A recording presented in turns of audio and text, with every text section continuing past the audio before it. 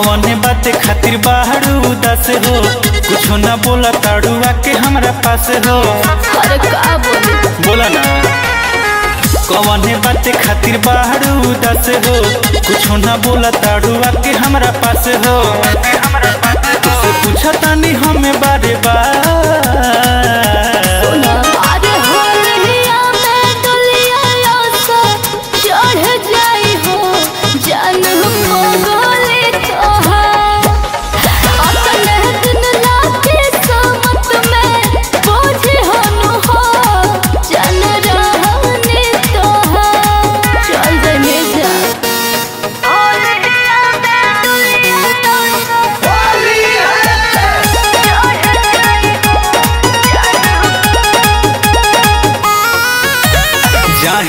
रहे जब छोड़ी के हमके तब प्यार बोला काहे के कहलू हो। खेलम हम रंगवा तोहरे ही संगवा, कही कही बुर्बक बनैलू हो। ना जाने में हमार कोनो दोस्त नहीं है। का कहे जान हमार बनी मजबूर हो, ससुरा में मिले के लाइम जरूर हो। आई बोलो झूठो असरा धरावना बेकार।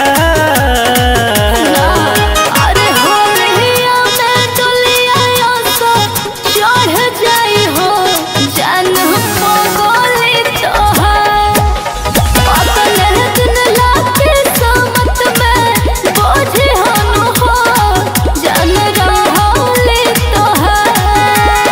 बाकी हम गलत नहीं थे।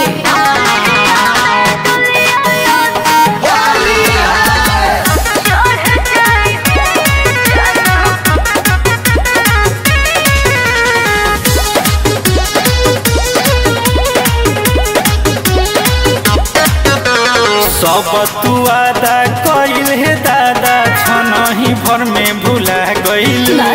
कौन खूबी बाटे मुकेश में देखते ही देखते लुभा गइलू। मजबूर जब जब रंग पियावा देह में लगाई हो, तब तब याद पापा तोहरे ही आई हो। भरोसा बना लोरे अखिया से होला न संभाल।